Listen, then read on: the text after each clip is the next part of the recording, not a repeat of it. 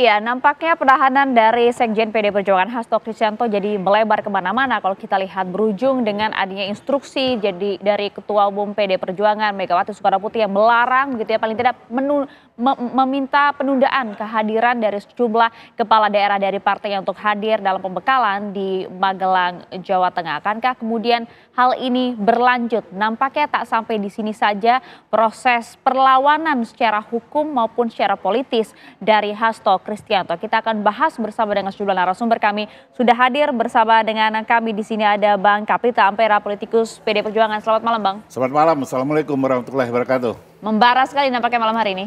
Harus. Oke, kita sama juga sudah hadir pula bersama dengan kami ada Bang Saud Situmorang, Wakil Ketua KPK periode 2015-2019 ya, Bang. Selamat malam, Bang Saud. Selamat malam, Mbak Maria. Kita lihat apakah membara juga yang satu ini, Bang Henry Satrio, pakar politik kami. Selamat malam, Bang. Selamat malam, Ayah. Assalamualaikum warahmatullahi wabarakatuh. Waalaikumsalam warahmatullahi wabarakatuh. Ya, malam. Kami sapa pula yang sudah bersambung melalui sambungan Zoom ada Bang Andi Aswan, Wakil Ketua Umum Joman. Bang Andi, apa kabar, Bang? Alhamdulillah sehat-sehat, Mbak Aya. Apa kabar? Alhamdulillah, saya juga kami di sini. Namun bagaimana ini situasi kebatinan dari Bu Mega sehat juga apa nggak, Bang Kapitra? Saya pikir Ibu Mega selalu sehat kok. Dan hal begini jauh lebih besar sudah dilewati, ya, sudah mature, ya, sudah terlalu panjang perjalanan dalam gonjang-ganjing atau turbulensi politik ini sudah dilewati. Makanya PDI itu menjadi Partai Demokrasi Indonesia Perjuangan, berjuang terus. Oke, tapi nampaknya menanggapi dari penahanan Sekjen ya, begitu ya, Bang Hasto, langsung dikeluarkan instruksi melarang seluruh kepala daerah untuk hadir dalam acara pembekalan di Akmil. Cukup agresif menurut sejumlah orang? Oke, kita lihat ini masalah hukum atau masalah politik. Mari kita otopsi. Kalau ini masalah hukum, ya, kapan tempus delikti, kapan peristiwa hukumnya terjadi? Kalau peristiwa hukumnya terjadi tahun 2020, siapa pelakunya? Kalau betul secara hukum ada keterlibatan Hasto, kenapa tidak dijadikan tersangka waktu itu? Kan ternyata keterlibatan secara hukum tidak pernah muncul. Baik di BAP yang sudah jadi tersangka, terdakwa dan sudah bebas, maupun di putusan pengadilan. Tiba-tiba apa melantar belakangi sekarang menjadi tersangka? Coba jelaskan apa? Apakah ini bukan determinasi politik kepada hukum? Bukan represi politik kepada hukum? Karena kalau ini peristiwa hukum, semua kita, ya, saya yakin PDIP itu mendukung penegakan hukum. Tapi betul-betul the real action by law. Betul-betul ada perbuatan hukum yang nyata dilakukan. Ya. Apalagi dalam undang-undang pidana korupsi, pemberi suap itu kan lebih ringan dari penerima suap. Kenapa waktu itu tidak dijadikan tersangka? Karena tidak ada bukti yang konkret menunjukkan keterkaitan peristiwa itu dengan Hasto. Tapi kan sejumlah bukti bukan sudah dihadirkan dalam persidangan pra-peradilan kemarin, itu kan kata KPK. Kalau betul itu, kenapa kapan terjadi peristiwa pidananya? Kan 2020, Januari 2020. Kenapa tidak waktu itu dijadikan tersangka? Kenapa harus hari ini? Makanya saya melihat ada politisasi di sini.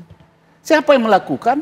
Ya, tentu yang punya kekuasaan. Mungkin bukan pemegang kekuasaan hari ini, mungkin pemegang kekuasaan yang masa lalu dan sebagainya. Masih berwenang hingga saat ini? Kenapa Hasto dijadikan tersangka? Sebelumnya Hasto juga merasa kalau dia akan dijadikan tersangka.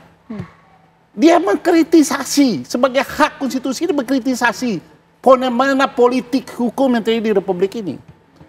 Dia membukakan, dia melakukan apa namanya hak konstitusi dia, menyikapi apa yang terjadi.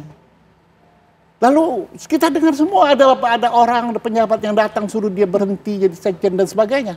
Ada intimidasi di sini. Oke, ada intimidasi, ada politisasi di sini sampai di sana. Bang Henry, Anda juga melihat ini tidak semata-mata persoalan hukum saja, tapi betul nampaknya ada politisasi di sana. Iya kan, aktor utama kasus ini kan belum tertangkap, Harun Masiku, dan itu sudah lama banget kita menantikan kapan itu Harun Masiku tertangkap. Apakah dia juga termasuk yang menginisiasi tagar kabur aja dulu? Gitu kan kita nggak tahu juga. Jadi artinya selama aktor-aktor utama ini belum tertangkap, maka ini akan selalu dikaitkan dengan unsur politik gitu. Nah, memang saat ini KPK harus menjelaskan dan membuktikan bahwa ini tidak ada unsur politiknya. Jadi memang sekarang ini bertubi-tubi cobaan penegakan hukum di Indonesia. Dari ada tagar Indonesia Gelap yang menyuarakan aspirasi mahasiswa, kemudian ada Kabur Aja Dulu, tagar Kami Bersama Sukatani, bahkan hingga pemukulan yang dilakukan oleh anak SMP. Apa tuh namanya itu yang di Cibinong itu tuh? Mardi Waluya apa? Bahkan anak SMP saja berani melakukan pemukulan dan belum kena saksi sampai hari ini. Bahkan ada anak TK latihan marching band aja dipalak. Jadi artinya permasalahan penegakan hukum di Indonesia itu saat ini sekarang sedang memang ditunggu-tunggu oleh masyarakat. Nah, adanya masalah Hasto dengan KPK ini kan akhirnya merembet kemana-mana.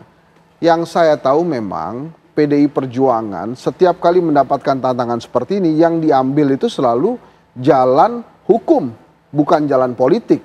Maka kalau kemarin Pak Hasto mengatakan saya siap terus seperti ya itulah memang PDI Perjuangan begitu. Sekarang bebannya ada di mana? Ada di KPK. Membuktikan bahwa ini itu bukan urusan politik. Walaupun imbasnya ada hal politik juga. Beredarnya surat instruksi dari Ibu Mega supaya kepala-kepala daerah dari PDI Perjuangan tidak ikut retret. Nah ini kan membuat polemik baru. Apa polemiknya? Pilkada memang untuk memilih kepala daerah. Jadi kepala-kepala daerah yang sudah dipilih ini dipilih oleh rakyat.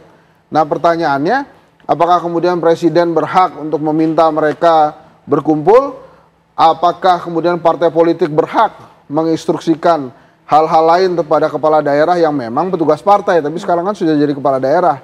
Kemudian pertanyaan selanjutnya, ini retret mata kuliah wajib atau ekstrakurikuler gitu ya, sehingga sebetulnya ada pilihan untuk tidak ikut. Dan ini arahnya jadi kemana-mana. Nah menurut saya harus sesegera mungkin KPK membuktikan bahwa ini memang persoalan hukum bukan persoalan politik. Termasuk juga kemarin Mas Hasto dan juga kemudian beberapa tim kuasa hukum juga menyampaikan ini nampaknya ada hal yang lain, ada politisasi, termasuk juga ini ada ikut campur dari keluarga Solo. Kenapa kemudian masyarakat beranggapan ini politis? Karena itu tadi, sudah lama tersangka-tersangka lainnya sudah menjalani hukuman dan sudah keluar. Sekarang PDI Perjuangan memang bukan penguasa lagi. Ya, kemudian muncullah ke permukaan kasus ini. Jadi memang banyak pertanyaan dari awal juga. Jadi kalau menurut saya sih begini ya, saya sih nggak mau seujon ya. Kalau memang ini masalah politik, jangan kemudian dicampur adukan dengan hukum. Kalau kemudian ini masalah hukum, selesaikan dengan hukum, termasuk pemukulan anak SMP di Mardi Waluya tadi itu. Itu dia. Sebelum kita membahas soal hukumnya bersama dengan Bang Sao, tapi kami ingin ke Mbak Sadi Aswan dulu. Bang Andi, kalau Anda melihat begitu ya, sempat disampaikan secara gamblang oleh Hasto Kristianto di depan gedung KPK bahwa kami akan meminta KPK untuk mengusut tuntas bagaimanakah kemudian kasus-kasus yang melibatkan keluarga Solo disebut-sebut menjadi dalang dari penahanan Hasto Kristianto. Kami minta komentar Anda Mas Andi, tapi usai jeda sesaat lagi.